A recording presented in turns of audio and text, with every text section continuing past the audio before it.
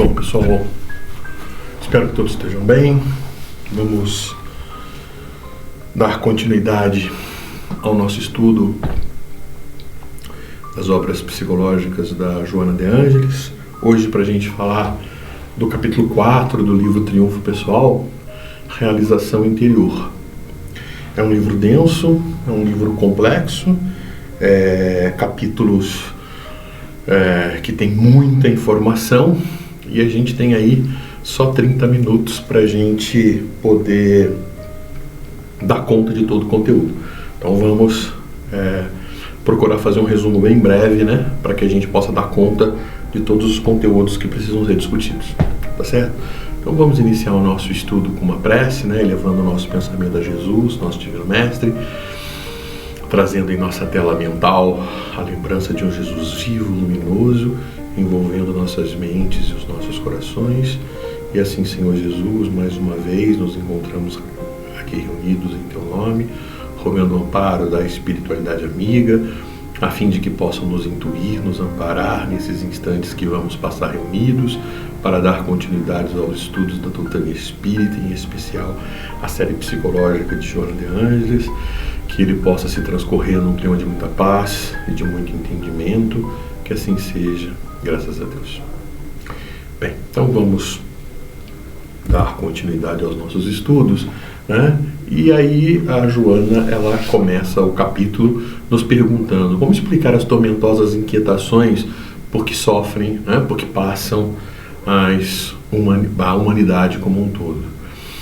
Então ela vai dizer que o Freud, né, ele iniciou os seus estudos tentando explicar que no final das contas todas as nossas inquietações, todas as nossas dificuldades, todos os nossos tormentos, eles se encontram na questão do prazer, na dualidade prazer e realidade, né? Nós temos uma necessidade do prazer, nós buscamos o prazer é algo que nos chama o tempo todo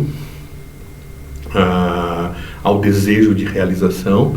Entretanto, a gente se depara com a realidade, né? E nem sempre o nosso desejo, aquilo que a gente quer fazer, aquilo que a gente tem a necessidade de realizar, que a gente é convidado a realizar, a gente pode realizar, porque a realidade nos impõe determinados limites.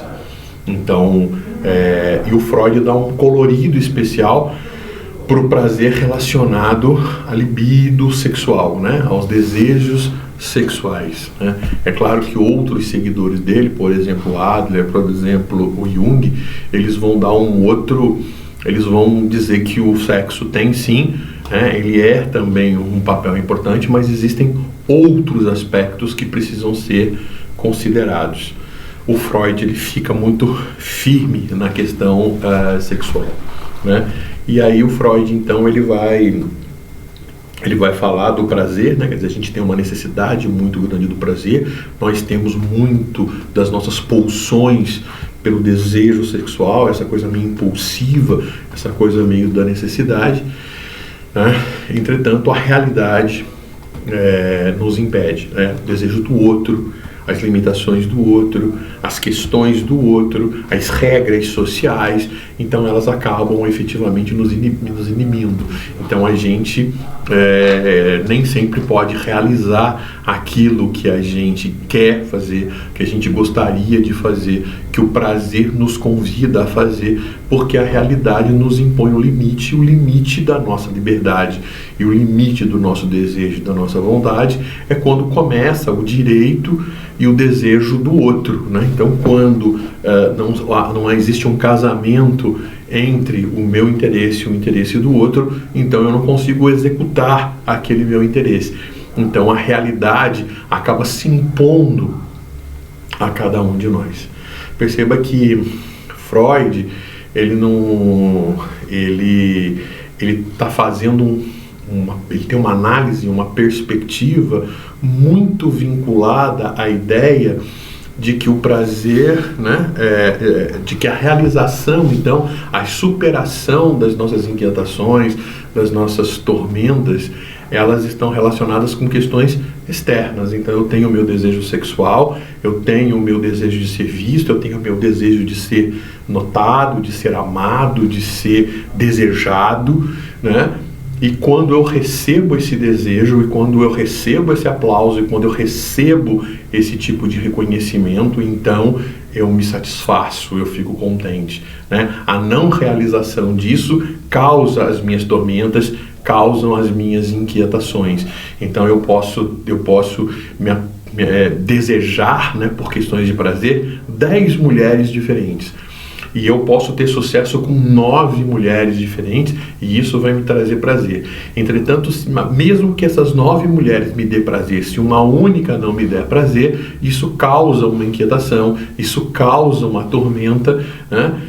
E isso não me traz toda a felicidade que efetivamente eu tenho. Daí a questão da realidade, né? Então, por quê? Porque 9 podem querer, 9 podem entrar em sintonia com isso. Entretanto, uma, por sua vontade, por seu desejo, tem outros interesses, tem outras perspectivas, e ela impõe um limite à execução, né? À consecução das minhas vontades, à consecução dos meus desejos. Então o meu prazer não é realizado, e aí vem as minhas inquietações, as minhas frustrações, as minhas questões. E elas são externas, né? Porque elas manifestam esse desejo externo de ter o outro externamente, a beleza, o prazer sexual, o carinho, né? São questões mais externas. O Adler, seguidor de Freud, né?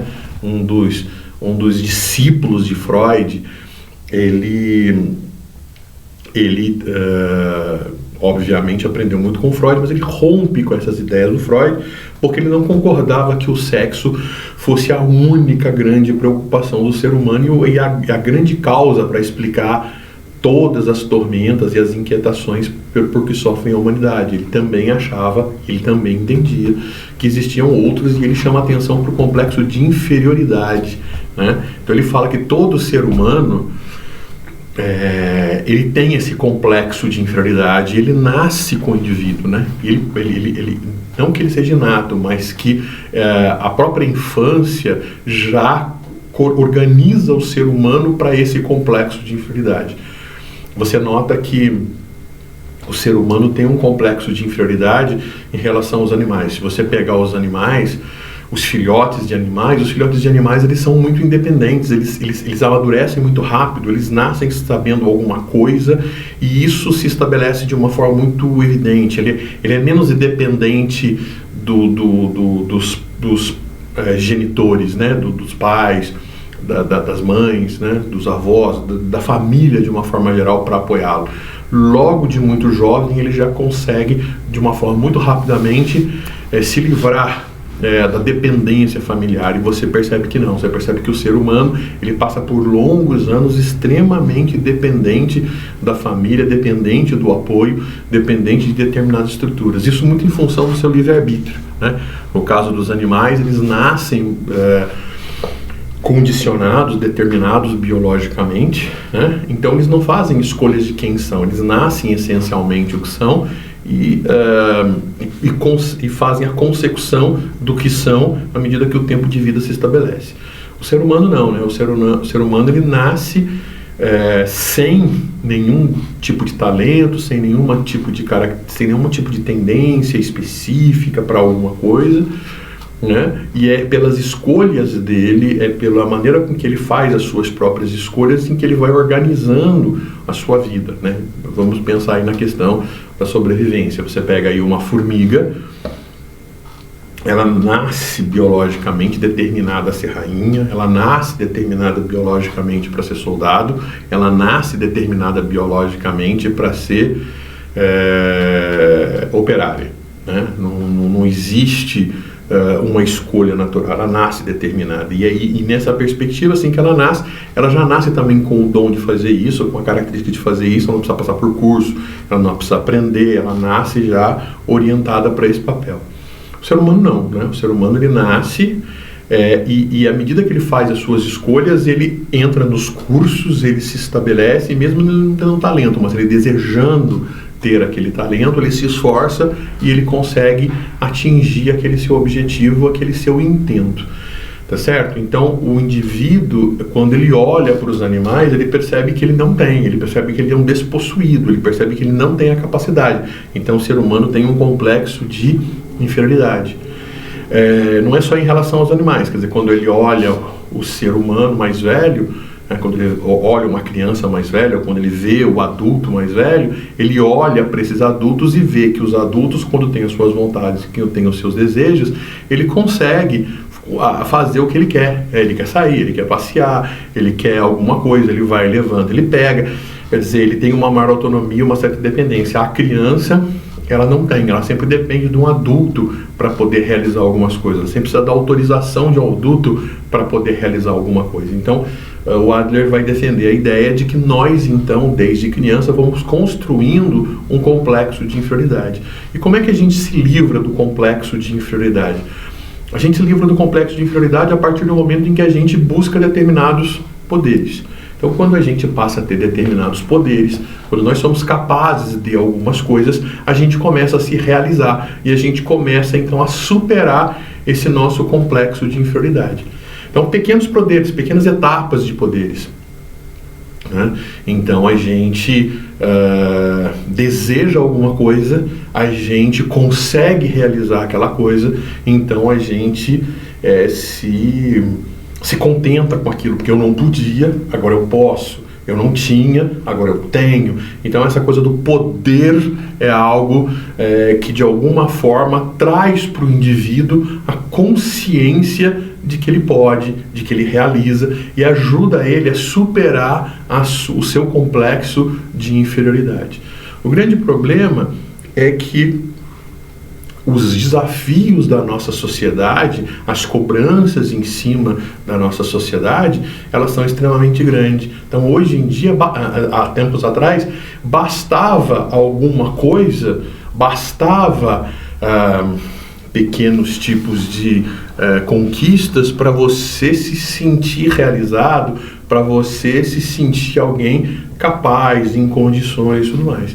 A sociedade, né, o desenvolvimento da sociedade capitalista, que começou a gerar muitos produtos, e à medida que começou a gerar muitos produtos, ela começa a gerar muitas necessidades. Né? Então bastava antigamente uma casa, uma caverna para você se abrigar. Hoje em dia as cavernas estão muito mais luxuosas, tem muito mais divisões. Né? Antigamente bastava o quê? Um quarto, uma sala, uma cozinha, um banheiro, para que você estivesse satisfeito. Hoje em dia você precisa ter mais banheiros, né? Você precisa ter uma suíte, você precisa ter um banheiro no quarto, porque senão não está satisfeito. Né? Hoje em dia você precisa ter,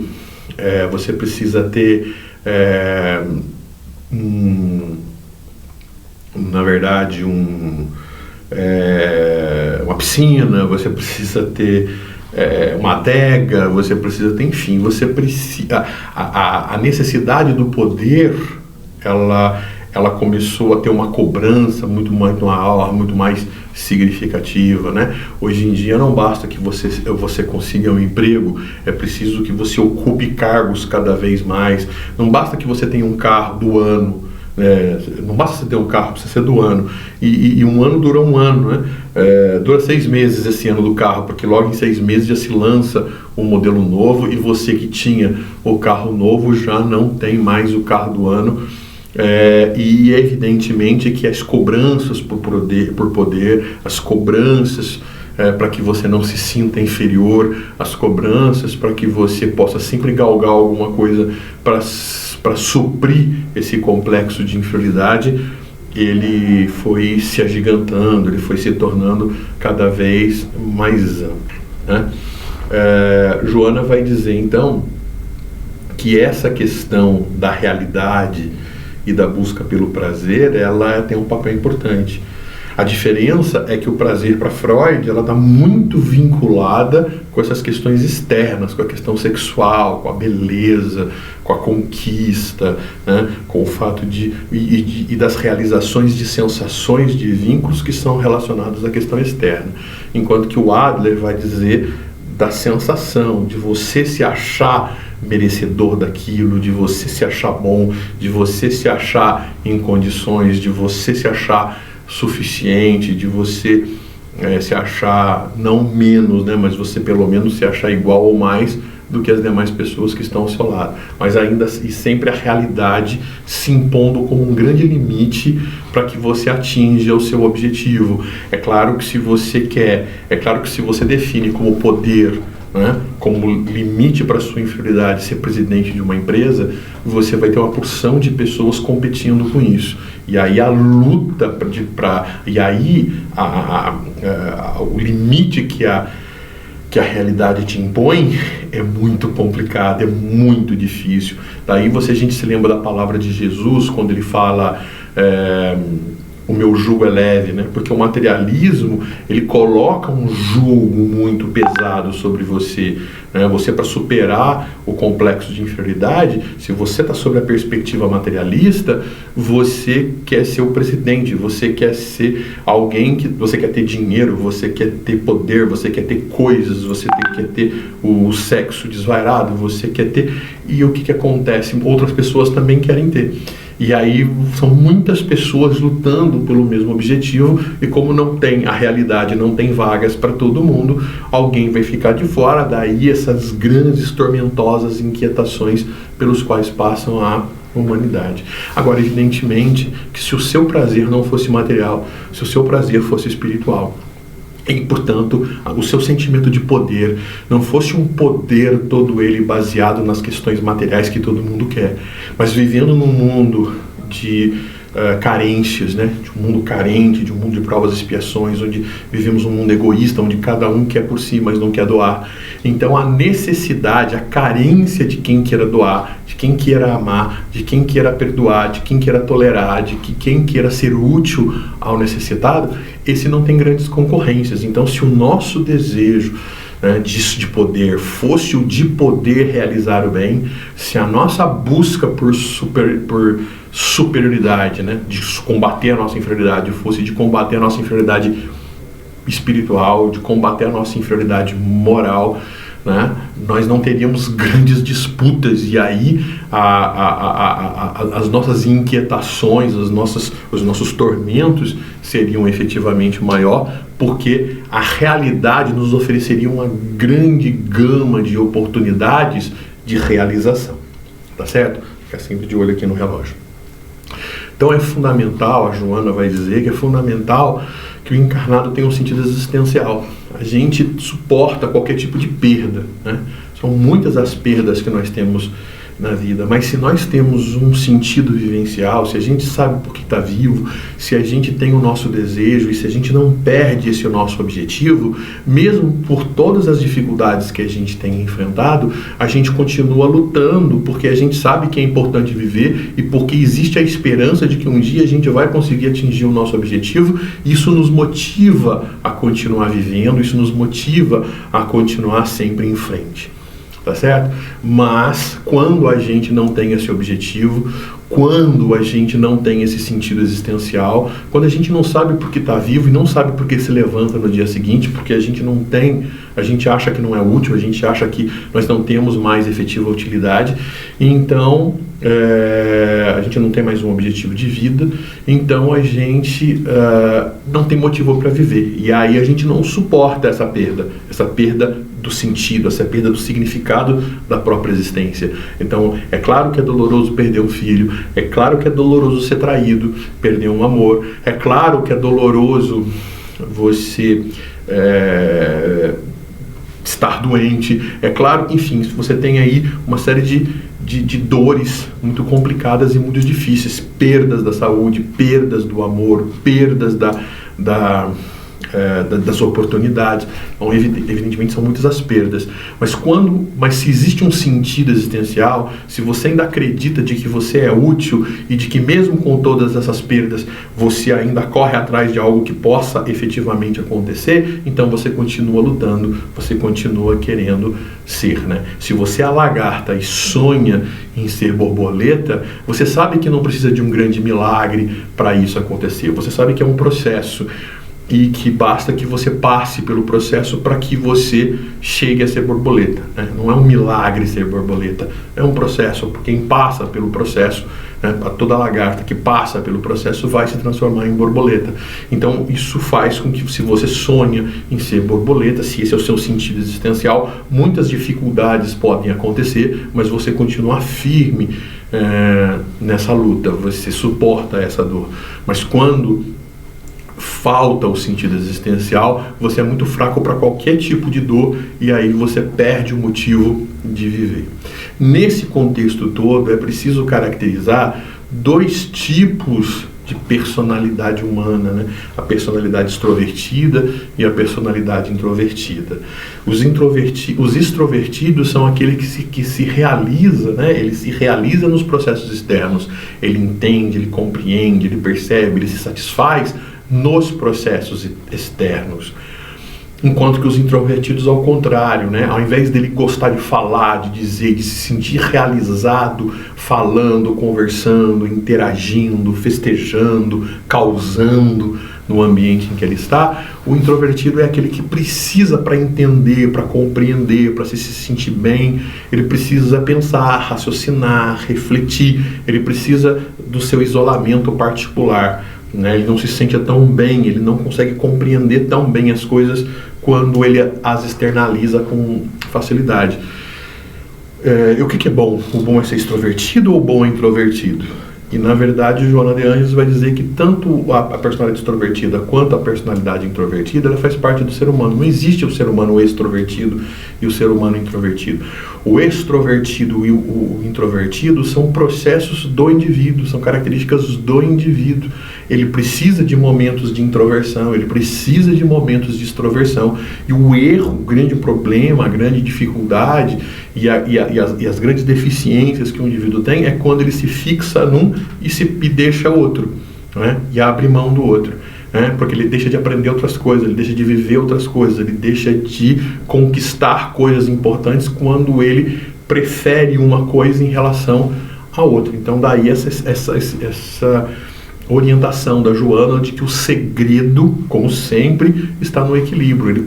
Ele tentar ser, talvez, 50% extrovertido, 50% introvertido, talvez 48 extrovertidos e 52 introvertidos, talvez 30 a 20, enfim, né? Mas o ideal é que ele possa ter esses dois momentos, esse momento de extroversão e esse momento de introversão.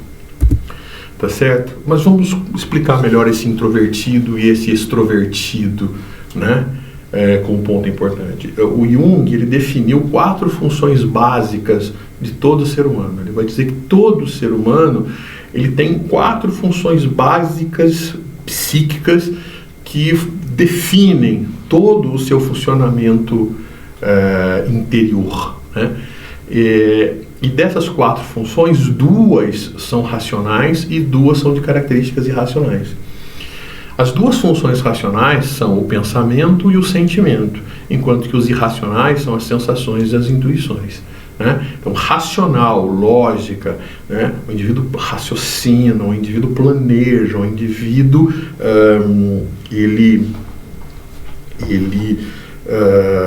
digamos assim, ele edifica todo o processo a partir de um próprio desenvolvimento do seu raciocínio, da sua lógica, da sua compreensão, do seu entendimento, né? Então, na verdade, é toda uma construção humana, né? O lado racional. Então, todas as funções psíquicas que envolvem uma reorganização humana das percepções, do que ele tem, das informações que lhe chegam, isso é próprio da racionalidade, né? Então daí o pensamento, o sentimento. Mas o sentimento, sim, o sentimento ele é racional, o pensamento também. Daqui a pouco a gente escreve melhor isso. Irracional são todas aquelas funções que não envolvem nenhum tipo de estruturação do próprio indivíduo. São coisas que chegam a ele, são coisas que, mesmo sem nenhuma organização interior, essas informações chegam, essas informações lhe acessam, sem nenhum tipo de construção. Quando essa construção começa a existir, isso vira racional. Então perceba que as sensações, elas não precisam de nenhuma construção nossa.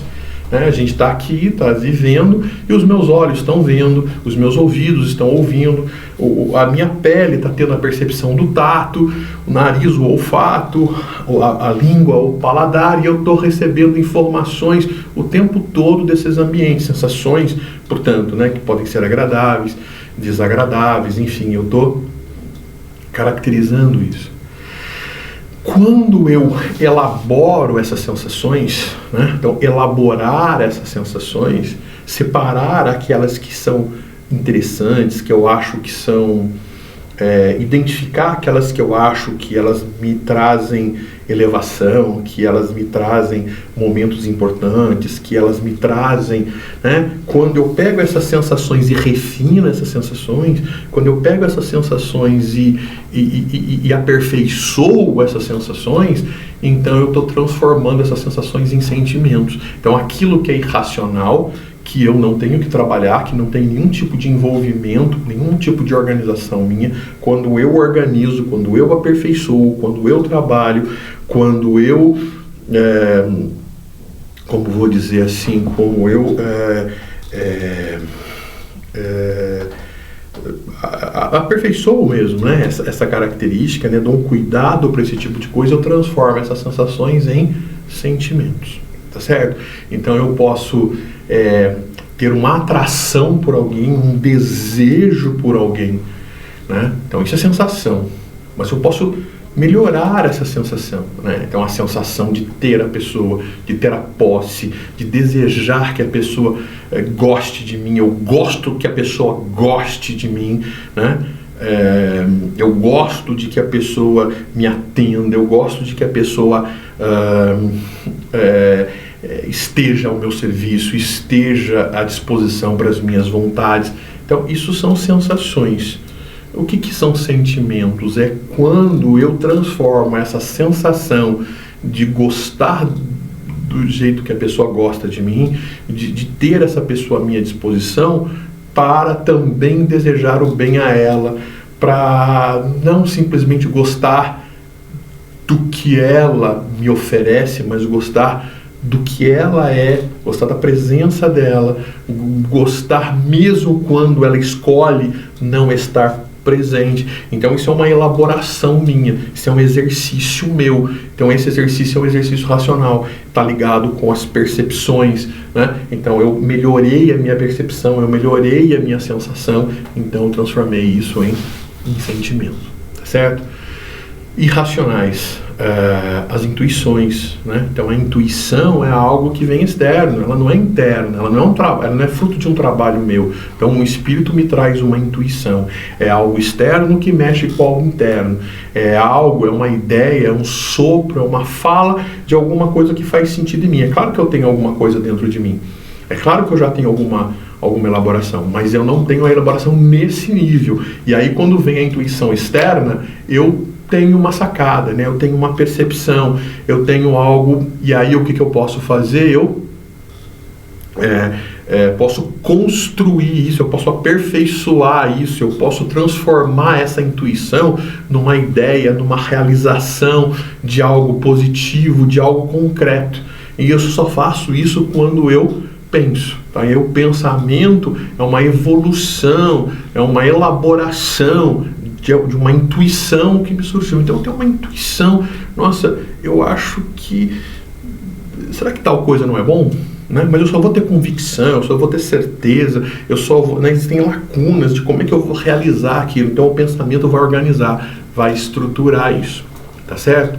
Então o que acontece? O indivíduo que é extrovertido é um indivíduo muito focado nas coisas que estão externas. Então é um indivíduo muito focado nas sensações, é um indivíduo muito focado nas intuições, é alguém muito voltado para as coisas que são externas, de perceber o mundo, de viver o mundo, de se relacionar com o mundo, de sentir o mundo. E isso é alguma coisa importante, é quando a gente se envolve com essas coisas. Então a gente tem intuições, Então o extrovertido, ele tem esse papel bastante interessante. O introvertido, ele não se interessa muito pelo que está fora, ele não presta muita atenção no que está fora, ele fica muito voltado para as questões que estão dentro. Então ele está muito voltado para o pensamento e para o sentimento. Mas perceba que o pensamento e sentimento, eles são elaborações do que vem de fora. O pensamento elabora bem a intuição e o sentimento elabora bem as sensações. É uma elaboração das sensações. Então, a necessidade de um equilíbrio entre a extroversão e a introversão é elemento importante. Então, o equilíbrio a gente vai ver em Jesus. A gente vai ver um Jesus extrovertido quando ele vai pregar, quando ele participa das festas, quando ele olha para o mundo, ele enxerga o mundo e ele percebe as necessidades do mundo em função das suas relações, né, com o mundo, né? Mas ele é introvertido quando ele ora. E no momento em que ele ora, no momento em que ele medita, no momento que ele fica só, no momento em que ele fica reflexivo, né, ele passa então a elaborar aquilo que ele recebeu do externo, do exterior, das questões que vieram de fora, das suas sensações, das suas intuições. Então ele reelabora aquilo, ele se organiza aquilo, ele forma conhecimento sobre aquilo para que ele possa voltar a ser extrovertido, para que ele volte a pregar, para que ele volte a ser útil para o meio, né? E aí o meio vai dar retornos a ele se aquilo funcionou, se aquilo não funcionou, se aquilo deu certo, se aquilo não deu certo, e ele volta depois a um ato introvertido para então reelaborar as suas ações, e ao reelaborar ao reelaborar isso, ele busca evolução. Então, um indivíduo que ele só vive lá orando, que ele só vive meditando, e que ele abre mão da vida externa, que normalmente as pessoas entendem como santos, entendem como melhores, entendem como... Não é bom, porque ele vive uma vida de contemplação, ele vive uma vida que é mentirosa, ele vive uma vida que não faz sentido, que efetivamente não é útil, né? Porque é no pregar, é no amar, é no interagir com o outro é que a gente vai perceber a sua utilidade. É claro que nós temos defeitos, e quando a gente age com o outro, a gente não age necessariamente plenamente, perfeitamente, corretamente. As nossas sensações não estavam muito claras, então eu achei que era e fiz assim e não era exatamente aquilo. Eu pensei que quando a pessoa falou aquilo, ela queria aquilo, mas não era exatamente o que ela queria. Então é quando eu transformo a sensação em sentimento que eu de fato percebo que a pessoa diz uma coisa querendo falar outra, que a pessoa age de um jeito querendo agir de outro, né? Então eu sou capaz de perceber isso, e em função disso eu sou capaz de perdoar, eu sou capaz de tolerar, e eu sou capaz de transformar sensações em sentimentos.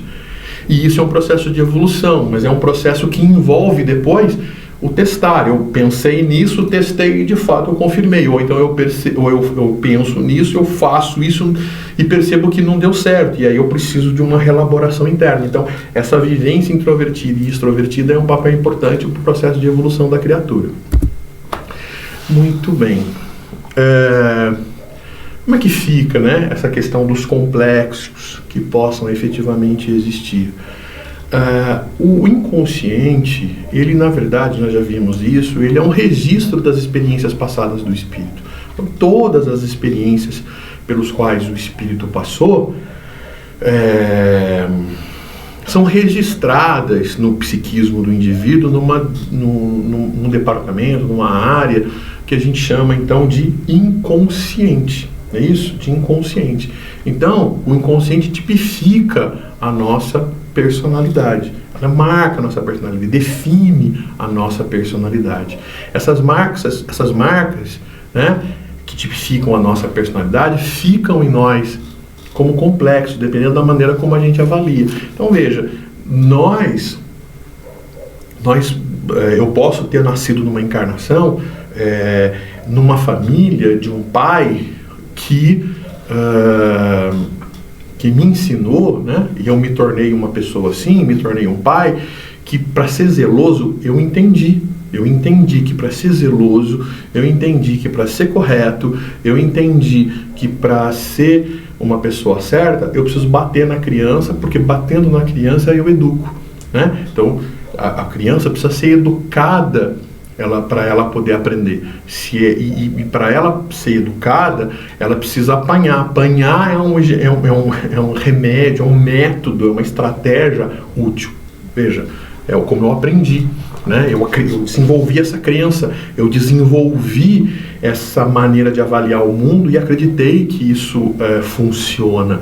Então, para o meu filho não ser gay, eu tenho que bater nele. Para o meu filho não usar droga, eu tenho que bater nele. Se mesmo batendo nele, ele se transforma, ele se manifesta gay, ou mesmo se eu bati nele, ele usa droga, então eu acho que eu não bati o suficiente. Então perceba que essa crença, que as minhas experiências de vida, elas ficam guardadas no meu psiquismo, elas ficam guardadas no meu psiquismo de profundidade, elas ficam guardadas no inconsciente.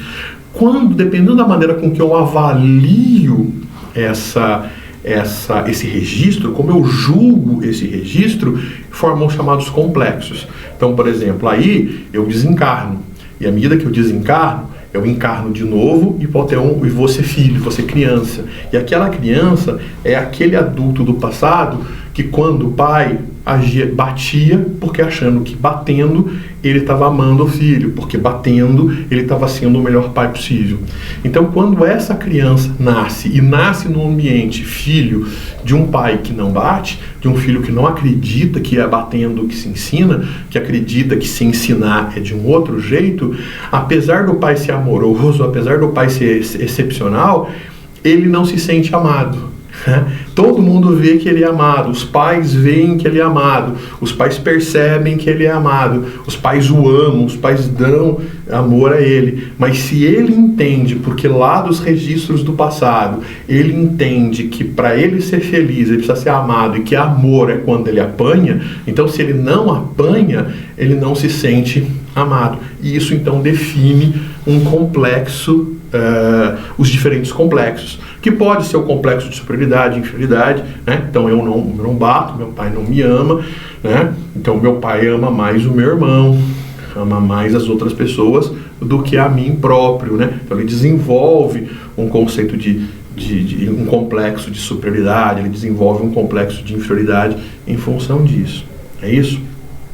Tem também o complexo de Édipo, né? Tem o complexo de Electra, tem vários complexos que são formas distorcidas que o indivíduo tem de interpretar os registros do seu psiquismo, né? Então essa dificuldade que o indivíduo tem de reelaborar o que ele percebeu do consciente, lembra?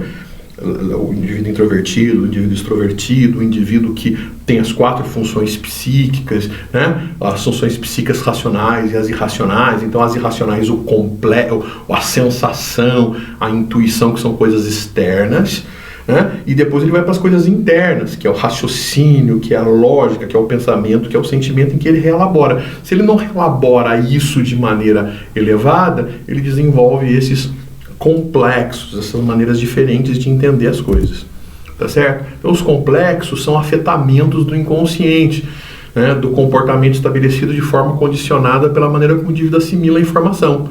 Então, os complexos de inferioridade, eles nascem do sentimento de inferioridade.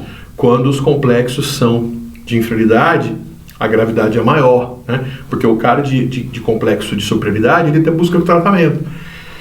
Ele tem um complexo de superioridade, ele é desafiado aí num psicólogo e ele vai, eu vou lá e vou mostrar para o psicólogo que ele é fraco, vou mostrar para o psicólogo que eu não preciso dele, eu vou mostrar que eu sou mais inteligente que ele, eu vou mostrar, e quando ele vai lá, o psicólogo, né, vai ajudá-lo a perceber determinadas falhas de compreensão do que ele sentiu, falhas de compreensão daquilo que ele intuiu, né? Cobra mais uma racionalidade dele, faz com que ele preste atenção, ou então ele pensa muito, ele racionaliza muito tudo, ele se guarda muito interior, mas como ele deixa de viver as coisas exteriores, ele tem informações, ele capta informações erradas do exterior, e aí ele aprende. Então, normalmente, aqueles que têm os complexos de superioridade, eles têm um pouco, eles não é que são mais fáceis de tratar, mas eles são menos graves, vamos dizer assim, porque os que têm complexo de inferioridade, ele nem vai. Aí eu não, vão me julgar, aí eu nem vou me chamar de maluco, aí eu nem vou, a pessoa vai ver que eu sou desajustado, que eu sou inferior, que eu sou isso, que eu sou aquilo, e ele nem busca a própria ajuda, tá certo?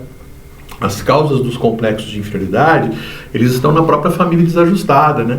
Então, as pessoas, principalmente quando as pessoas têm as suas frustrações, quando as pessoas têm as suas dificuldades, joga a culpa em alguém. Então, você pega uma moça que ela teve o filho muito jovem e que aí, portanto, ela teve dificuldade de estudar, ela teve dificuldade de trabalhar, ela teve dificuldade de ter uma boa vida, e aí quando ela tem um filho, ela olha para a própria vida, vê as próprias dificuldades, e quando ela tem as dificuldades, é mais fácil dela olhar para a vida e falar, vai, tá vendo? Você não me deixou, tá vendo? Para cuidar de você eu tive de estudar, para poder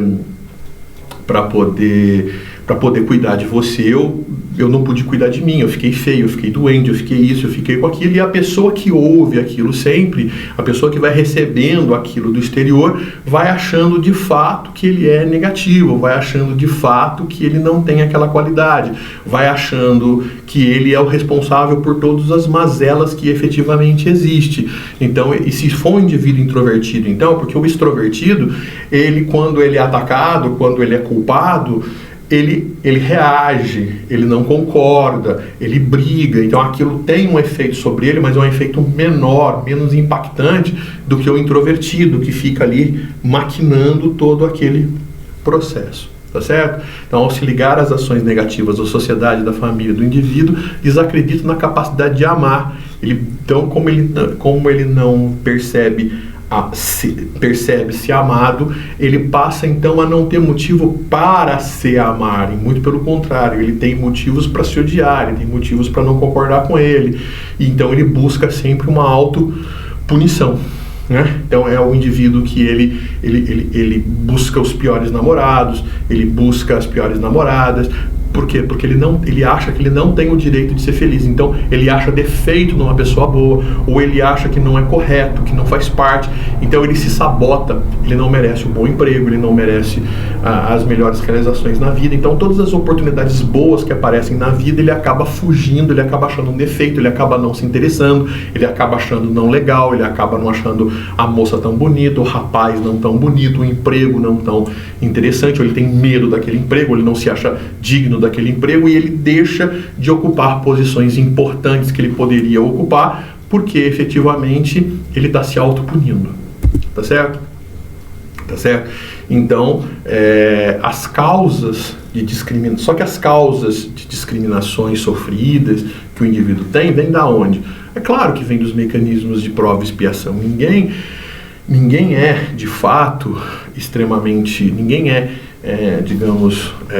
inocente. As pessoas que passam por determinadas circunstâncias passam porque em outras encarnações, em outras vidas, cometeu os seus desatinos, cometeu as suas falhas e passam por provas e passam por expiações. Não para pagar, mas é por mecanismos de afinidade. Quer dizer, se eu fui alguém que fui orgulhoso, egoísta, invejoso, eu atraio para a próxima vida pessoas orgulhosas, egoístas e invejosas. Então, se eu discriminei, eu passo por discriminações. Não precisa ser na mesma moeda, mas eu passo também por discriminações. Então, a lei de causa e efeito me coloca perante pessoas orgulhosas, egoístas, invejosas, né? E como eu, num processo de encarnação, eu ocupo determinados espaços do pobre, do negro, da mulher, e quando eu falo do negro, do pobre, não estou falando que são menos, mas eu estou falando que numa sociedade como a nossa, que é inferior e que julga o negro menor, que julga a mulher menor, e que, por mais que tenha o discurso da mulher como importante, da pobreza como algo que não seja importante, como a raça que não seja importante, existem esses julgamentos sim, né? E aí a pessoa, então, quando nasce numa encarnação agora, então ele era preconceituoso quanto negro, e nessa encarnação ele vem negro, não houve uma punição. A punição vai ser o que ele vai fazer consigo em função das suas organizações internas. Então ele achava que o negro é inferior, e se ele vem nessa encarnação como negro, perceba que os seus complexos são grandes, porque se ele acha que negro era inferior, quando ele nasce negro, ele se olha e se acha inferior. Apesar de conscientemente ele não dizer isso, apesar de conscientemente ele querer lutar contra isso, inconscientemente ele traz um complexo de inferioridade porque ele se acha menos. Se ele acha que uma pessoa que não teve dificuldade, que teve dificuldade de estudar, que não teve acesso, que não pôde a determinadas informações, é burro, é inferior e não serve para nada, quando ele vem numa encarnação limitada da possibilidade de estudar, ele se acha menos, ele se acha inferior e tudo mais. Tá certo? Então qual vai ser a postura dele diante dessas discriminações, diante dessas agressões? Ele vai manter o processo de significação distorcida, sendo duro com ele, mantendo a sua inferioridade e reproduzindo essa inferioridade e trazendo desequilíbrios para si? Ou ele vai mudar essa realidade, ele vai querer transformar isso e procurar aproveitar as suas funções psíquicas para digamos assim, melhorar a sua sensação, melhorar a sua intuição através do pensamento e através do sentimento, refinar os seus sentimentos, as suas sensações por meio do sentimento e refinar as suas intuições através do pensamento, mudando as suas complexidades, né? O importante é que para isso, né, para que ele mude, é preciso que ele enfrente a realidade, porque a realidade das provas e das expiações vão permitir a ele um aprendizado. O problema é que as pessoas normalmente fogem da realidade. Então a Joana diz que no início da individuação, no início em que o indivíduo ele começa, então nós estamos falando aqui do indivíduo ter várias encarnações, e quando ele morre, essas encarnações deixam de viver fisicamente, mas elas não deixam de existir. As ideias, os vínculos, os erros, as más interpretações do passado, elas continuam existindo num só. Então é um ser, mas tem vários seres dentro desse ser, então ele não é um indivíduo. Então a individuação é quando a gente começa a transformar todos esses indivíduos num só, com uma compreensão mais ampla. É quando a gente supera a individuação, ela supera os defeitos de interpretação dos vários indivíduos e soma as virtudes do único indivíduo. Então ele elimina os defeitos e unifica as perfeições. Então ele vira um indivíduo único, né? Aí por isso que está falando de individuação. Então, no início desse processo de evolução, no início desse processo de individuação, o indivíduo tem dificuldade de separar o que é real e o que é ilusão, né? E por isso ele é muito preso aos desejos da matéria, aos prazeres hedonistas, que é o prazer material, que é o prazer momentâneo. Mas ele não deve abrir mão do prazer espiritual, fazer o bem, né?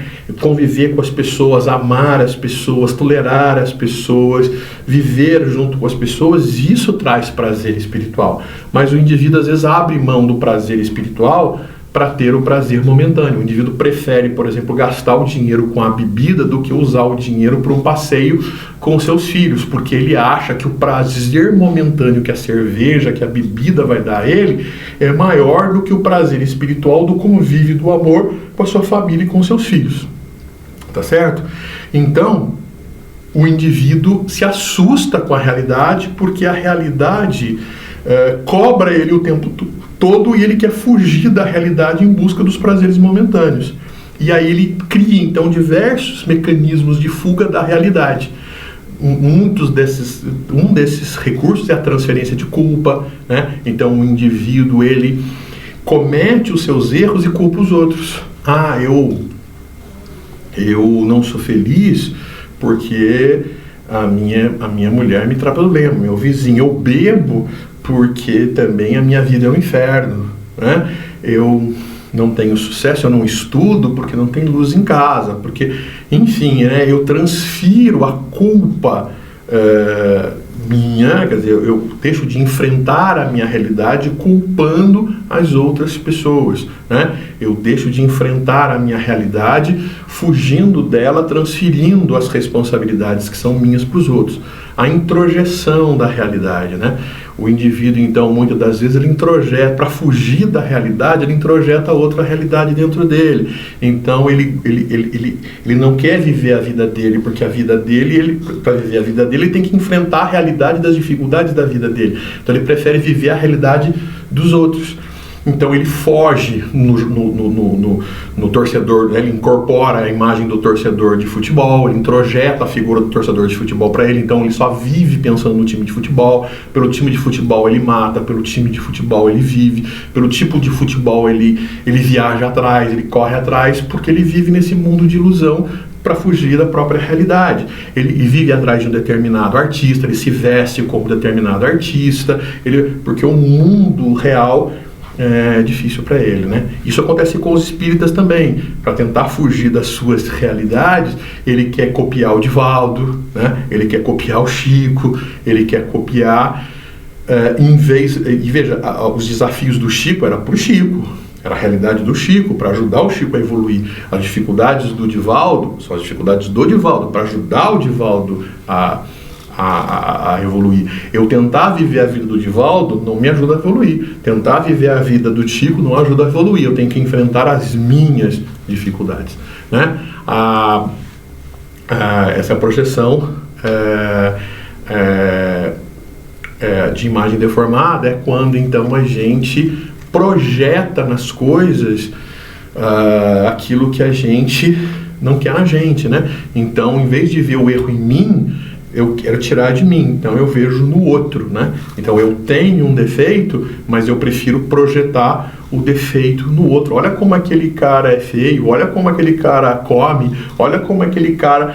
E aí eu também como, mas não daquele jeito. Eu também sou preguiçoso, mas não daquele jeito. Mas eu não sei o quê. Então eu sempre projeto as minhas sombras nos outros e não encaro em mim tentando superar esse próprio processo. Então o indivíduo vive, né, em fantasias, buscando fugir, evidentemente, das realidades. E só existe um jeito da gente fugir, da gente evoluir, da gente procurar superar as inquietações tormentosas, que é aquela primeira pergunta que a gente estava no início, que é a partir, efetivamente, do enfrentamento da realidade.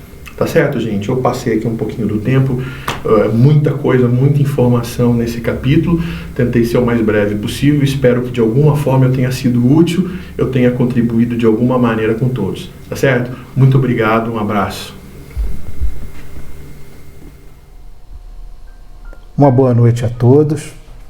Que Jesus nos abençoe, os bons espíritos nos inspire e mais esse estudo que vamos realizar da série psicológica de Joana de Ângeles, ainda no primeiro pilar, aprender a se conhecer. E hoje estamos com o capítulo 3, Realeza, do livro Jesus e o Evangelho à luz da psicologia profunda. Naturalmente, são observações de Joana de Ângeles em cima do livro O Evangelho segundo o Espiritismo. E hoje, sobre a realeza de Jesus, que é um capítulo que lá no Evangelho é o meu reino não é deste mundo. O capítulo do nosso estudo de hoje é um capítulo bastante interessante, tem muitas informações, é um capítulo extenso, longo, mas vale a pena a gente ler ele todo e depois vamos fazer algumas observações, naturalmente, em cima desse capítulo que Joana de Ângeles nos traz. E começa, com uma passagem de João, naturalmente, capítulo 2, item 4. Tu o dizes, sou rei. Não nasci e não vim a este mundo, senão para dar testemunho da verdade. João, capítulo 18, versículo 37. A sombra coletiva sempre impõe aos homens e mulheres que lhe padecem as injunções, mediante aquela que lhes é própria, a disputa pela conquista dos lugares transitórios de proeminência e domínio no concerto social e na cultura de cada época, elevando os pigmeus atormentados, que se notabilizam pelas excentricidades ou astúcias, perversidades ou heranças ancestrais, para deslumbrados e iludidos, exibirem o triunfo externo sobre as demais criaturas embora muitas vezes sob os camartelos da frustração, do vazio existencial, das tormentosas ambições desmedidas. Ser rei significava no passado a conquista de uma condição que se atribuía como divina, conforme os parâmetros da loucura, apresentando-se superior aos outros que lhe deviam prestar subserviência, como se a sua fragilidade orgânica estivesse indene à presença do sofrimento, da solidão, da amargura, da velhice, da doença e da morte.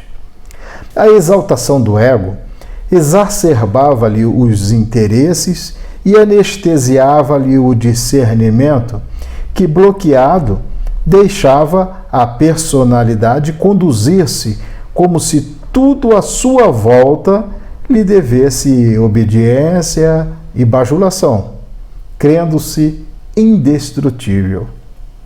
Imaturos psicologicamente, tais indivíduos acreditavam nessa fantasia, disfarçando-se com indumentárias exóticas e nababas que, apesar disso, não lhes ocultavam as torpezas morais e torturas emocionais.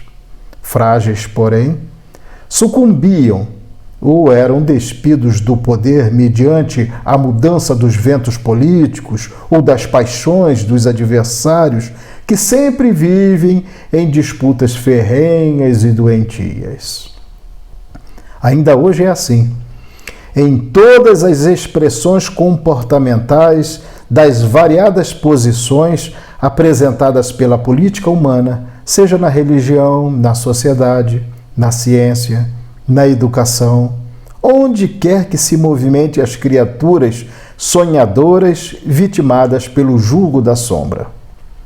Pilatos representava, naquela circunstância, o poder temporal que o amarguraria depois, levando-o a sucumbir quando destruído mais tarde por outrem mais poderoso, ao sopro das anteriores brisas bonançosas que se transformaram em tempestades destruidoras.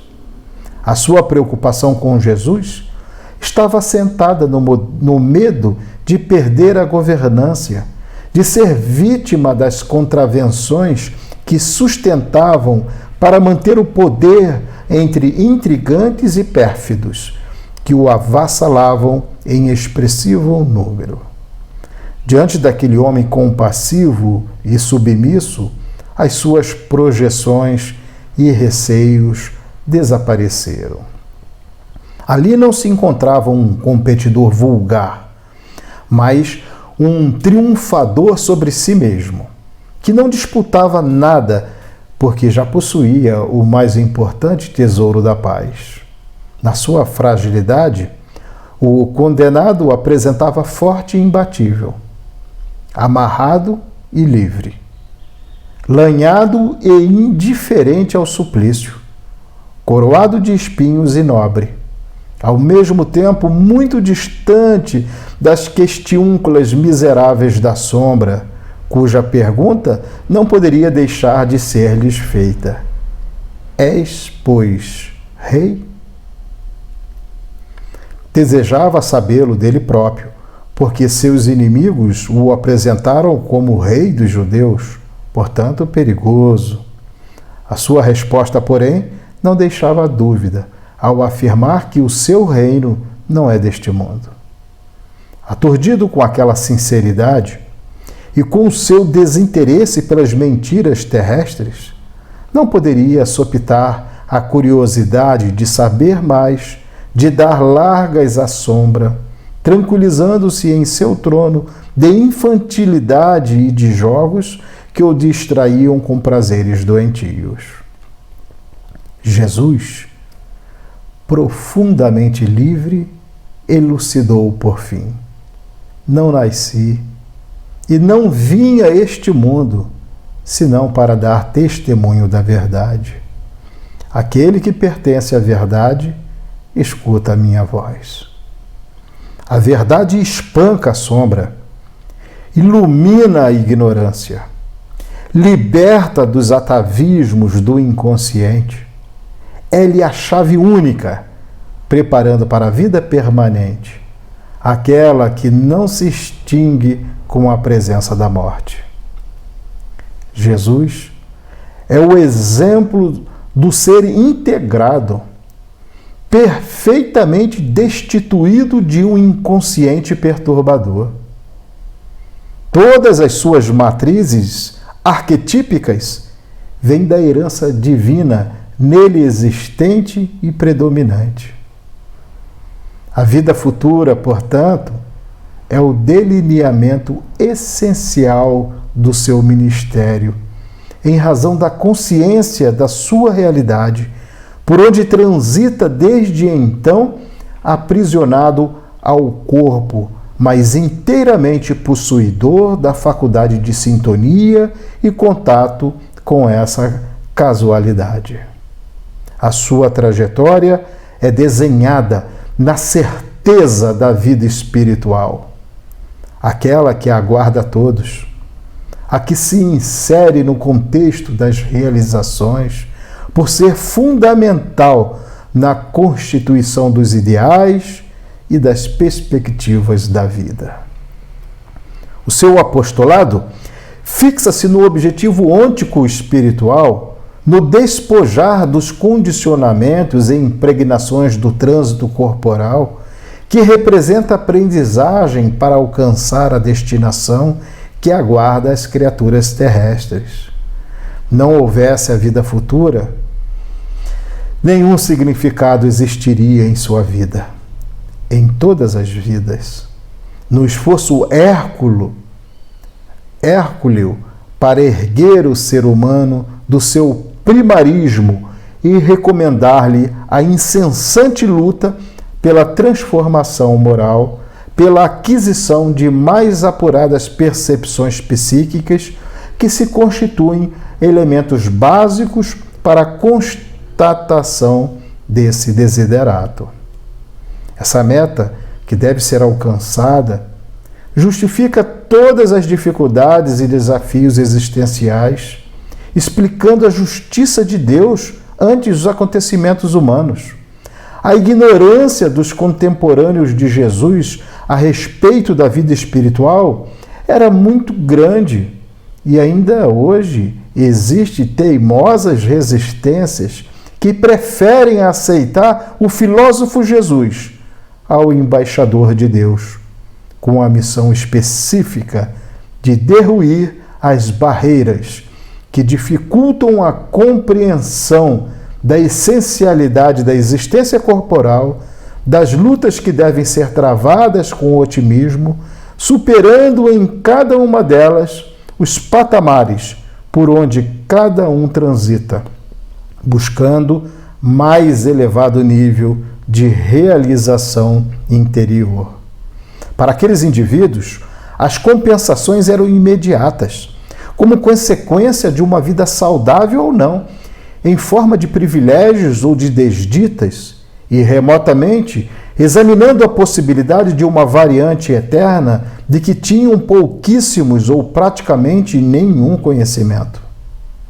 Submetidas às revelações proféticas, aos impositivos históricos e culturais das necessidades prementes pelas quais lutavam, não havia realmente preocupação com o mundo causal, com a face espiritual profunda do ser em si mesmo.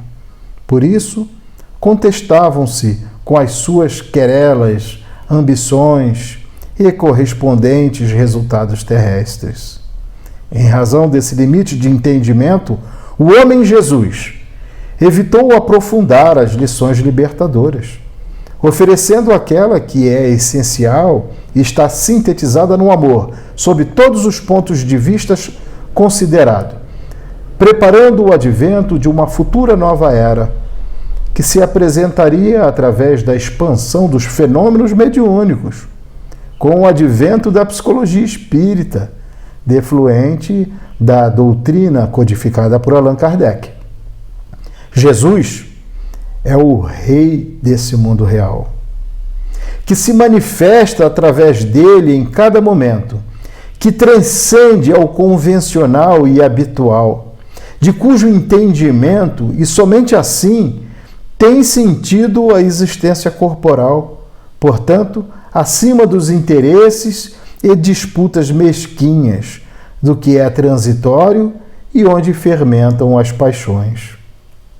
Ele aceitaria uma coroa de ironia, porque não necessitava de nenhuma que lhe cingisse a cabeça, pois que a sua era uma trajetória superior, sem enganos, sem prejuízos, e sua governância permanecia após a morte do corpo físico, sem vicissitudes, sem malquerências.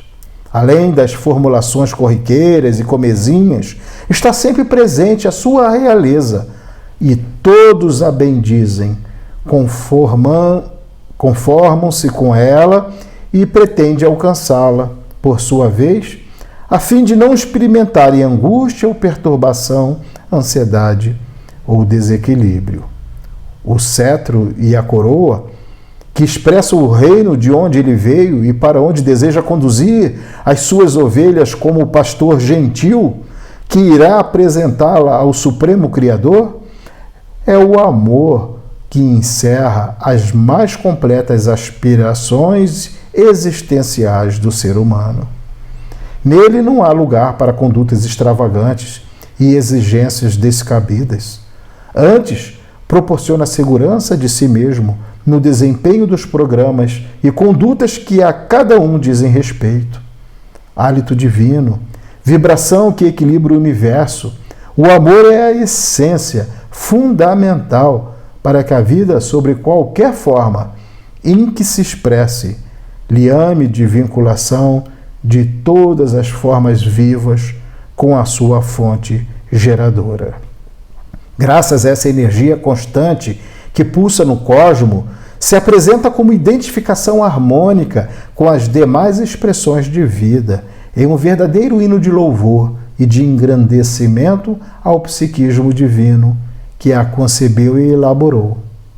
Integrando as moléculas como condição de força, de atração para a transformação do conjunto, no ser humano, é o sentimento mais profundo de afetividade que fomenta a felicidade e desenvolve o progresso, transformando a face áspera do planeta e desgastando as arestas das imperfeições que predominam em a natureza animal, a fim de se revelar em plenitude aquela outra que é de ordem espiritual. Foi esse reino de amor que Jesus homem veio instalar na terra. Dessa forma, sem rebuços, contestou ao interrogante atormentado, sob o impacto da sombra, envolvido pelo seu lado escuro da personalidade doentia. Sou rei, não nasci e não vim a este mundo, senão para dar testemunho da verdade, que na sua definição profunda e penetrante é Deus. Então está aí, né, um capítulo um tanto longo, né, mas com uma profundidade enorme, digno de todo o espírito superior, né? Tudo que diz tem muitas observações a serem feitas, a serem analisadas. O espírito superior, com poucas palavras, diz muitas coisas. Já o espírito imperfeito fala e quase não diz nada, né? Mas trazendo aqui algumas observações sobre esse capítulo, né? Nesse primeiro parágrafo, Joana de Ângeles fala aqui da sombra coletiva, né? E faz uma comparação da sombra coletiva com a sombra que todos temos no nosso psiquismo, né? A sombra faz parte do nosso psiquismo. A sombra é todas aquelas questões que estão lá no inconsciente, no nosso inconsciente, que muitas das vezes nós nem damos conta da sua existência, mas que interage a todo momento no nosso dia a dia, na nossa vida, né? Então, dentro desse conceito de sombra, tem lá pontos positivos, aspectos positivos e os aspectos negativos, os defeitos, imperfeições que muitas das vezes ainda não paramos para perceber em nós mesmos, né? Então, ela começa o parágrafo dizendo aqui: a sombra coletiva sempre impõe aos homens e mulheres, quer dizer, a sombra coletiva, quer dizer, o que a sociedade, de uma maneira geral, pensa, o conceito, os preconceitos que existem na nossa sociedade, no nosso mundo atual, né? Impõe a todos nós que lhe padecem as injunções. Quer dizer, nós acabamos sofrendo, como o materialismo, né? A necessidade de ter, de possuir, né? De ser, de apresentar um título, né? Na sociedade. Então, a sombra coletiva, ela impõe isso a homens e mulheres, mediante aquela que lhes é própria. Quer dizer, nós temos a nossa sombra também, né? A disputa pela conquista dos lugares transitórios e de proeminência e domínio no concerto social e na cultura de cada época, né? Quer dizer, quantas vezes, né, nós sofremos e por não estar num lugar onde gostaríamos de estar, muitas das vezes sofremos pelo não possuir, pelo não ter uma propriedade numa determinada localização, numa determinada situação, né? E ela chega a citar aqui, elevando os pigmeus atormentados, né? Pigmeus é homens pequenos, né? Quer dizer, espíritos pequenos, imperfeitos, atormentados, né? Que somos, muitas das vezes, e que se notabilizam pelas excentricidades ou astúcias, perversidades ou heranças ancestrais, para deslumbrados e iludidos, como nós nos deslumbramos com as questões materiais, como nós nos iludimos achando que temos, que possuímos, que somos, né? Exibir o triunfo externo, né, sobre as demais criaturas, né, que a gente se achar, né, que é alguma coisa, que tem alguma coisa. Nós não temos nada, tudo aqui é da terra, isso não é nossa propriedade, é tudo como um empréstimo, né? Nós estamos aqui utilizando enquanto estamos nessa experiência, nesse curso chamado Terra. Estamos matriculados nesse curso e achamos que somos, que possuímos, que temos. Por isso ficamos deslumbrados, mas consequentemente iludidos, porque não é essa a nossa realidade. Embora muitas das vezes sob os camartelos da frustração, sim, vamos ficar frustrados quando a gente perceber que não somos nada e não temos nada. Somos espíritos ainda muito imperfeitos, carregamos muitas dificuldades e, na verdade, não temos nada aqui na Terra. Nós vamos ficar frustrados, né, com o vazio existencial e das tormentosas ambições desmedidas, né? Ficamos querendo ter, possuir, ter, comprar, ter, e como nós sofremos com tudo isso, né? Essa é a primeira observação que nós fazemos, que achamos bastante interessante. A segunda é quando Jesus, profundamente livre, elucidou por fim: não nasci e não vim a este mundo senão para dar testemunho da verdade. Aquele que pertence à verdade, escuta a minha voz. Olha que interessante, né? Aquele que pertence à verdade, quer dizer, aquele que já tem um entendimento sobre as leis divinas, consegue compreender os ensinamentos de Jesus na sua plenitude, né? A verdade espanca a sombra, quer dizer, no momento em que a gente entende, compreende, interioriza esses conhecimentos, esses ensinamentos de Jesus, nós colocamos para fora todas as nossas imperfeições. Nós descobrimos que elas existem, que elas estão na nossa estrutura e nós a expulsamos. Daí, né, a forma que Joana de Ângeles coloca aí: a verdade espanca a sombra, ilumina a ignorância, né?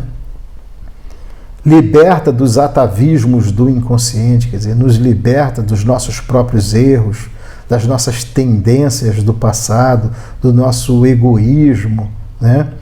Ela é a chave única preparando para a vida permanente, a verdadeira vida, que não é esta que é a vida no plano espiritual, a nossa verdadeira morada.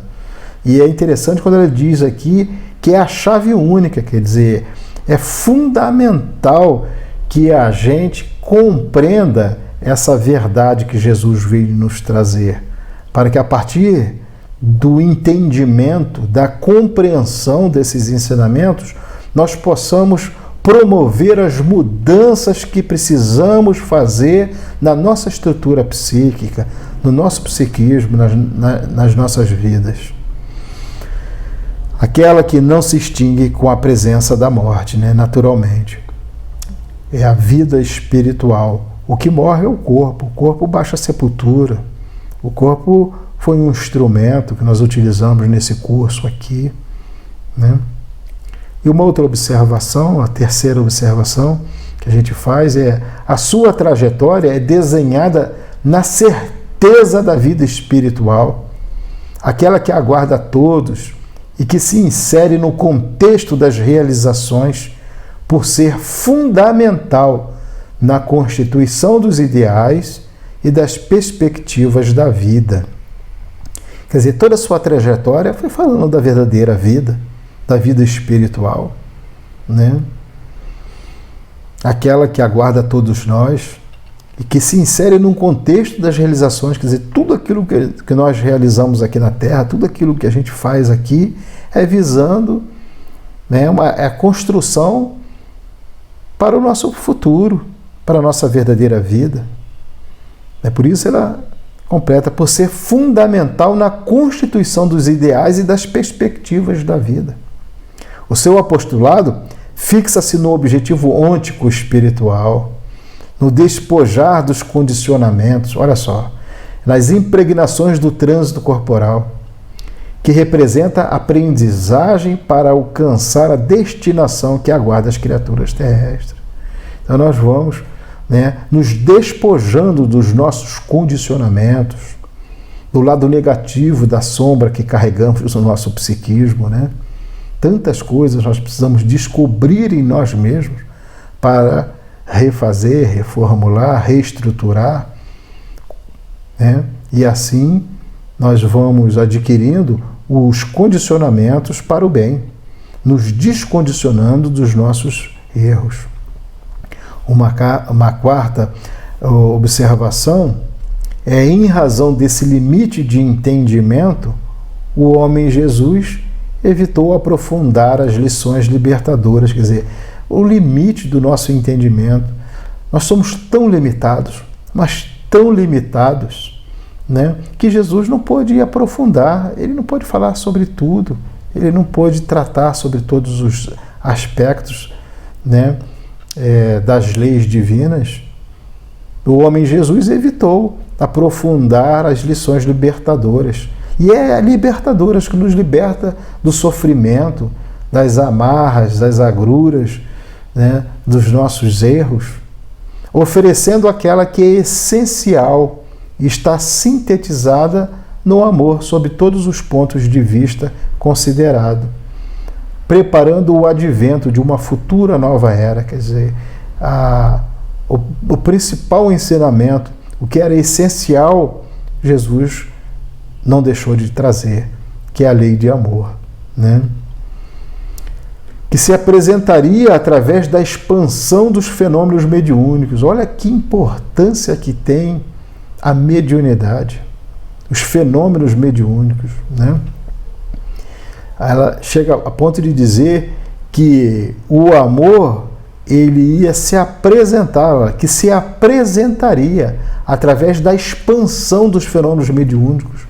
Quer dizer, através do trabalho da mediunidade, onde a pessoa ela procura até mesmo calar para que o outro fale, ela procura se anular para que o outro expresse o seu pensamento, a sua dor, a sua dúvida, o seu sofrimento, né? Então o trabalho da mediunidade é um trabalho de amor ao próximo, né? Muito importante. Infelizmente nós temos percebido no nosso movimento espírita, né, uma certa desatenção para com o trabalho da mediunidade, infelizmente, né? Mas Joana de Anjos vem trazendo aqui essa orientação precisa, profunda para todos nós, que nós tenhamos essa atenção aos trabalhos da mediunidade, né?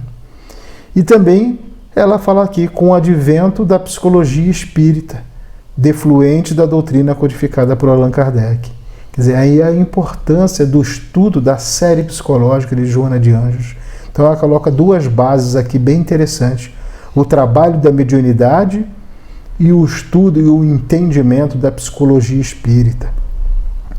E reforça que é defluente da doutrina codificada por Kardec, né? Então, naturalmente, vem ampliar, vem trazer outras explicações, outros esclarecimentos, mas sempre apoiada na codificação de Kardec.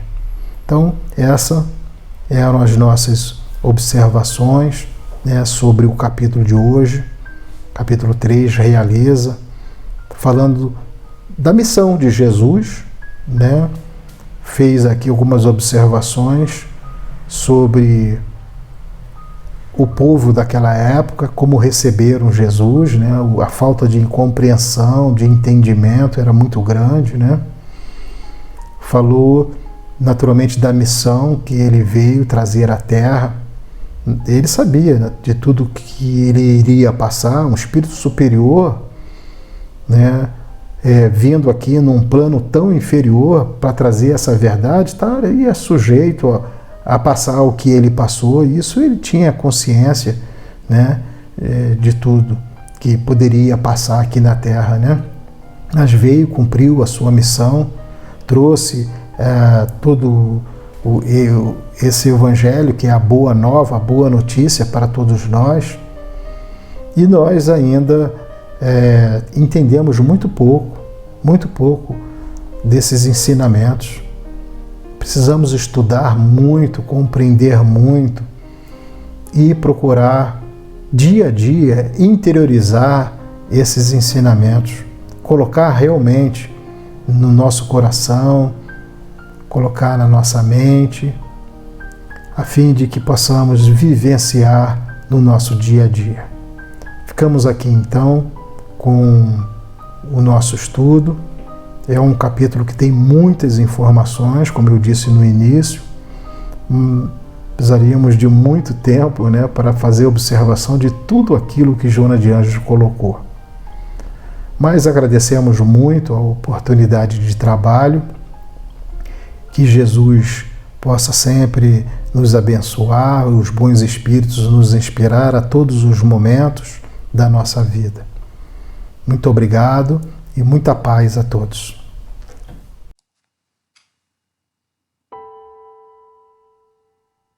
Olá a todos. Passamos agora à meditação. Hoje apresentamos uma meditação com uma reflexão e um exercício com o tema Cultivando o estágio do observador desapegado. Este conteúdo faz parte do livro Conexões Médico-Espíritas, que é organizado por Paulo Rogério de la Coleta de Aguiar.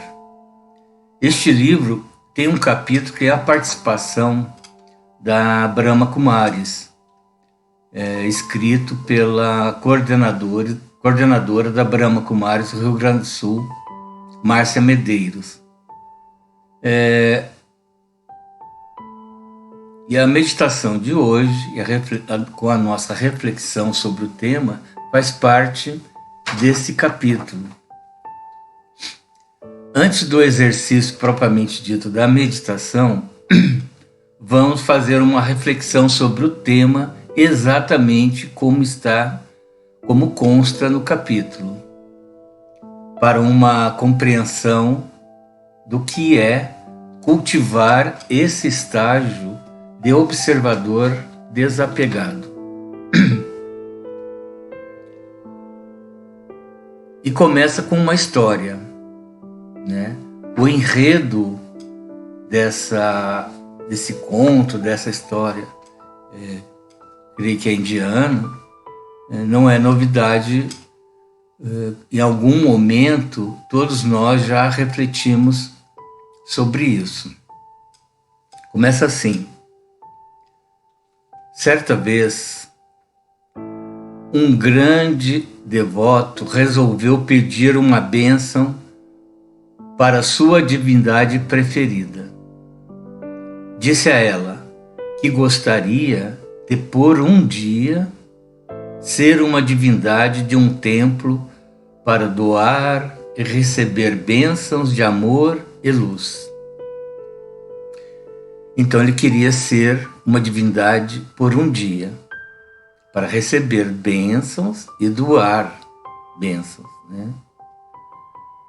Então, devido à dedicação desse devoto, a divindade permitiu que seu desejo fosse satisfeito. Fez somente uma ressalva, né?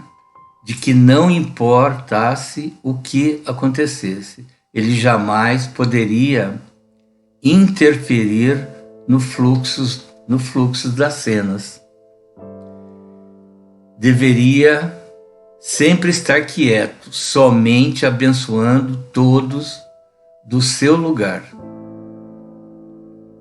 Uma divindade jamais se envolve, trabalha nas sutilezas, mantém-se como observadora desapegada de tudo que acontece. E ele concordou com o trato.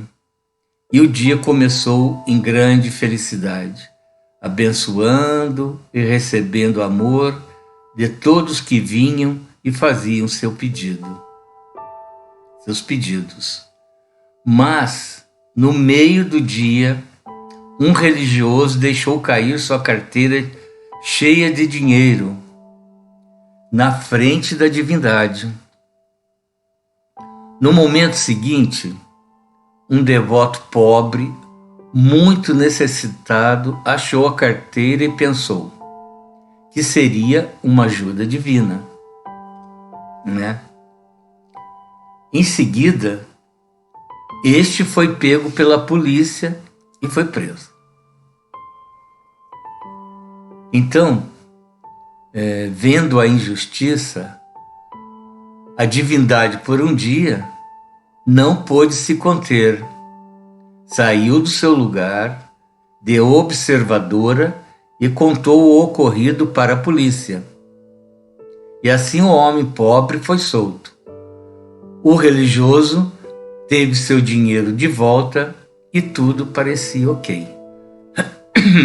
Né? Chega o fim do dia e a divindade real vem reassumir o seu lugar, né? E perguntou se tudo esteve ok. O devoto conta que foi maravilhosa a experiência, agradece muito a bênção recebida e confessa a quebra do contrato, né? Saindo da sua posição de observador para salvar um devoto, mas tranquiliza a divindade, dizendo que tudo deu certo e que ela não precisaria se preocupar. Então, a divindade responde: nós, como deuses, jamais podemos interferir nas cenas, pois existe uma perfeição que rege os acontecimentos e precisamos respeitar. Não estamos no plano dos karmas humanos, atuamos acima disso. O que aconteceu foi que o homem pobre seria protegido de um acidente de trem se passasse a noite na prisão. Você o soltou Ele pegou o trem e agora está morto. Né? Esse é o fim da historinha. Trágico, né? Mas remete, então, a uma reflexão. Então, refletindo sobre a história, muitas vezes nos envolvemos com tudo e entramos em departamentos que não são nossos.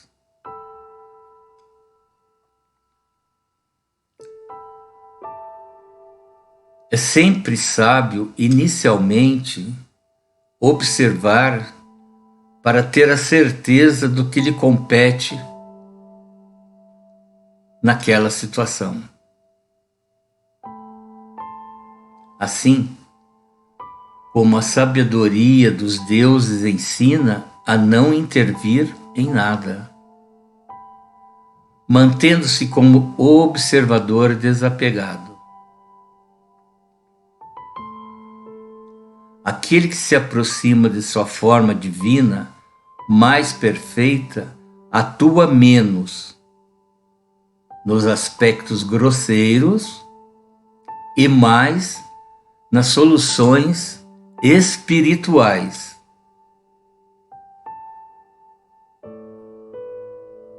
Com menos energia, obtém resultados mais satisfatórios.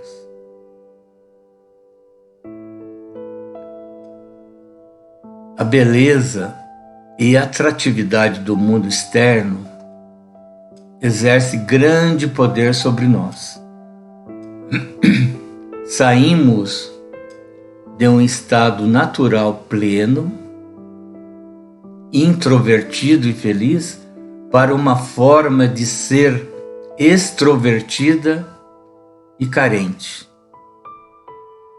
sempre buscando preenchimento fora. Doamos ao mundo externo e aos acontecimentos o painel de controle de nossas vidas, né?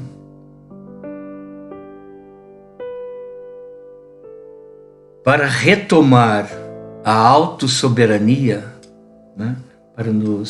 Para retomar a autossoberania, nos tornar autossoberanos, é preciso se recolher, voltar ao nosso centro, desfrutar de si e ali ficar a maior parte do tempo, aprendendo a olhar a vida e aos outros na perspectiva da interioridade. O observador desapegado é uma postura mental na qual diluímos o poder do mundo externo sobre nós.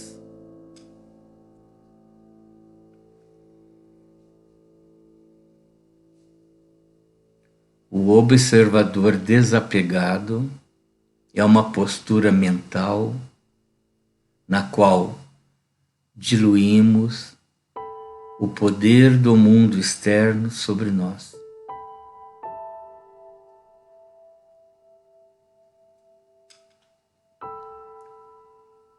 Observamos sem julgamentos, apegos ou medos. O observador desapegado está atraído por si mesmo e por Deus.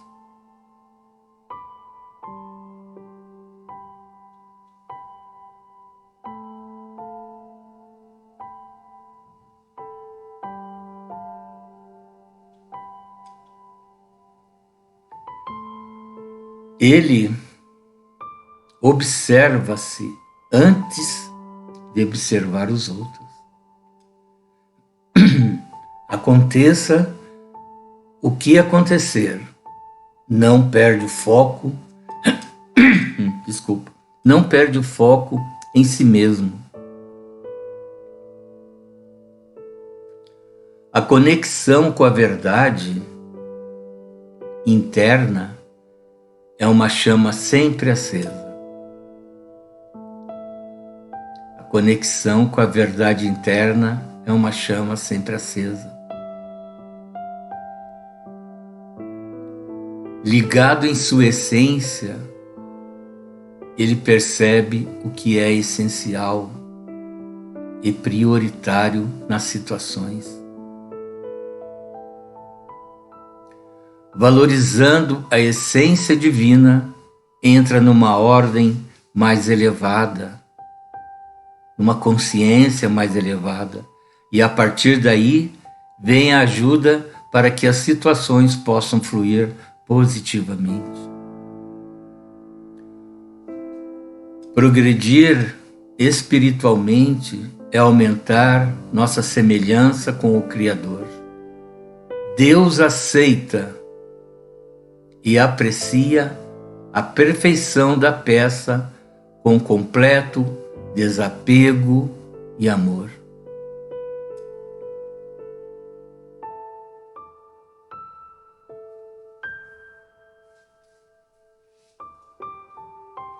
Ainda que seja o Todo-Poderoso, jamais interfere, invade ou força situações.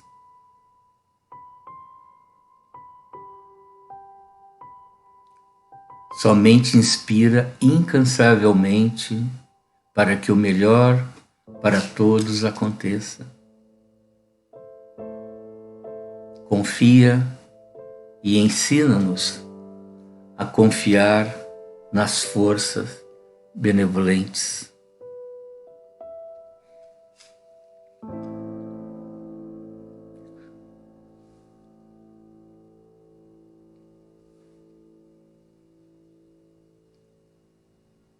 E termina a reflexão com uma conclusão. A Márcia Medeiros, conclui. É hora de tornarmos-nos luzes para o mundo.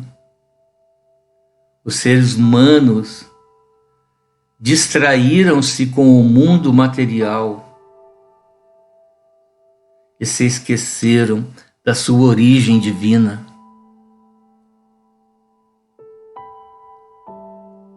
Isso trouxe desordem e destruição para o planeta e perda de qualidade nas relações.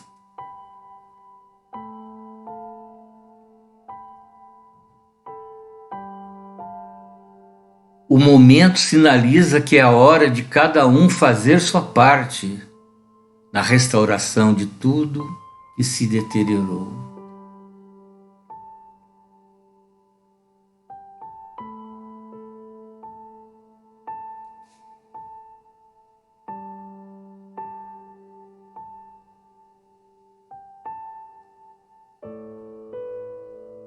O método é dar atenção aos aspectos sutis da existência que ficaram esquecidos. Esse é o método.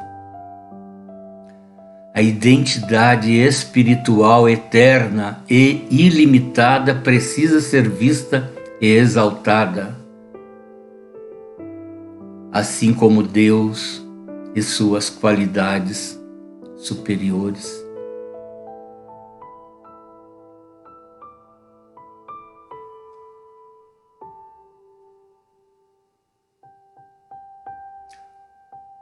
Conectando-nos com este momento de mudanças, abraçando o desafio da autotransformação, nossas ações puras e divinas atrairão o próximo capítulo ou a nova história.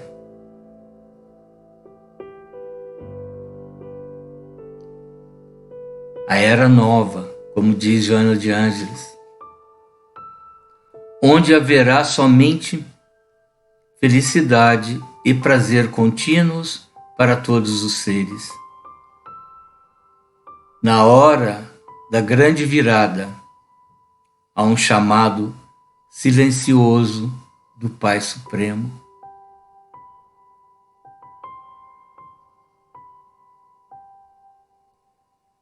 Invocando cada um de nós para, juntamente com Ele, nos tornarmos luzes para o mundo.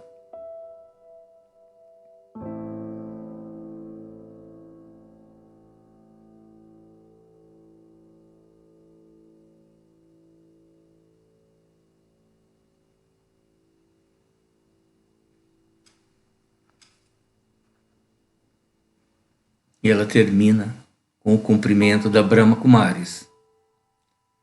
Om Shanti. Eu sou um ser de paz e silêncio.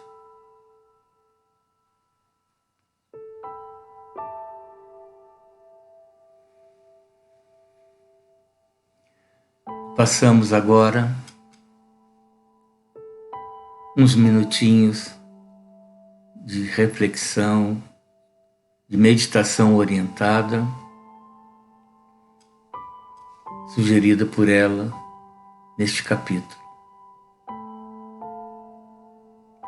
Coloque-se de uma forma descontraída, coluna ereta, prestando atenção inicialmente na respiração, fazendo aquele relaxamento que todos já conhecem, de cima para baixo, relaxando da cabeça aos pés.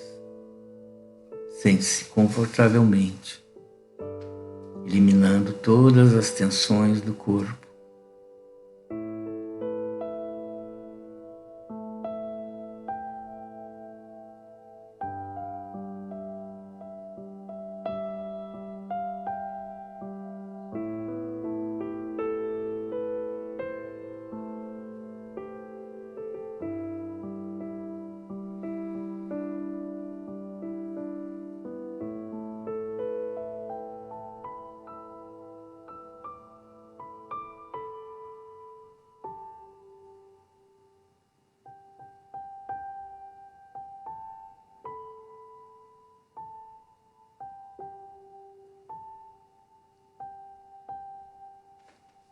Eu vou colocar a imagem de Jesus, aquela cena de Jesus em silêncio,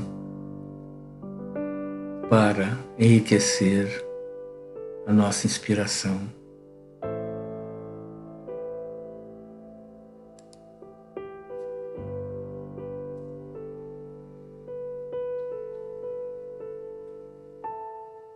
Leve sua atenção para o centro da testa, no ponto entre os olhos.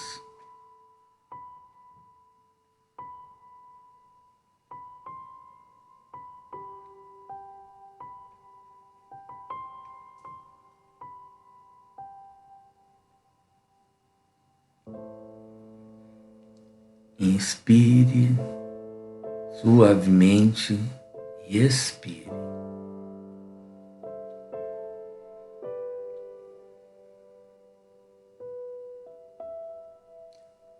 Olho para dentro e vejo meu mundo interno brilhar. A luz me atrai muito. Gosto de sentir a luz que sou.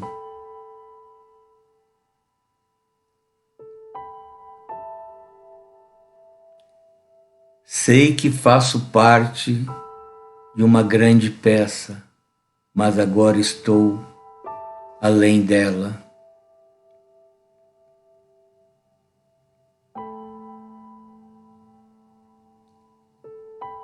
observando desapegadamente a realidade que me circunda.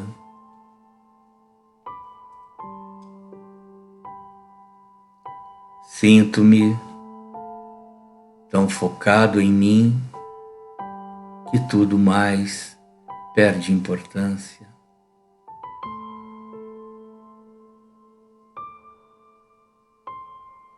Visualizo minhas situações de vida, no trabalho, nos relacionamentos familiares.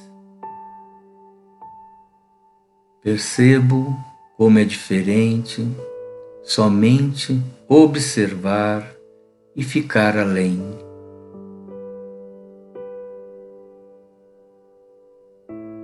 Como uma divindade em um templo. Sinto-me mais silencioso e acolhedor.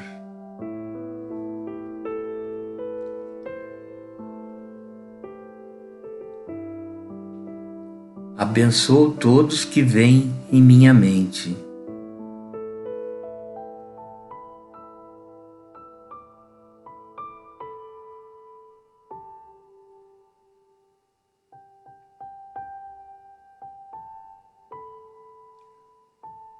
Observo a mim também e acolho-me.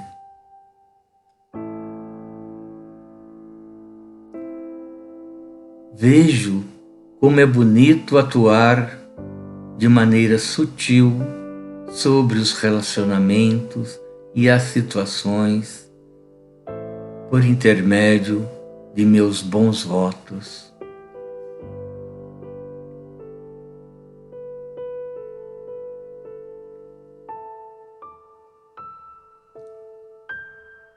Sentimentos de amor e bondade.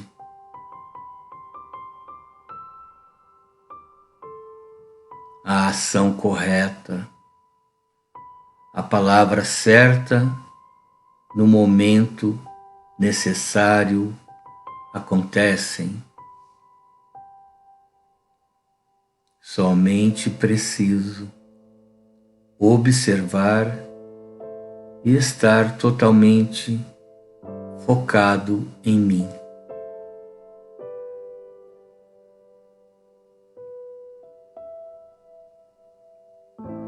Com esse tipo de percepção, uma identidade divina desponta.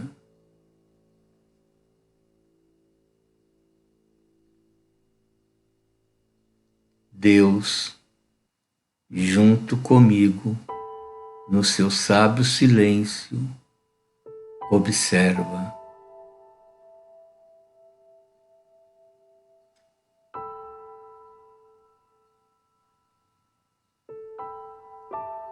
Deus, junto comigo, no seu sábio silêncio, observa.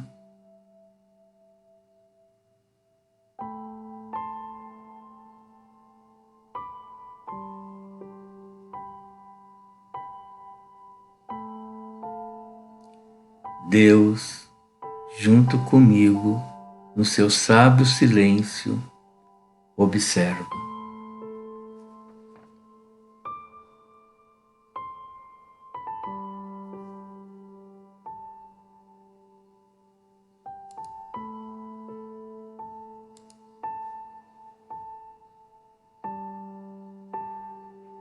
Om Shanti. Muita paz. Permaneçam em Deus.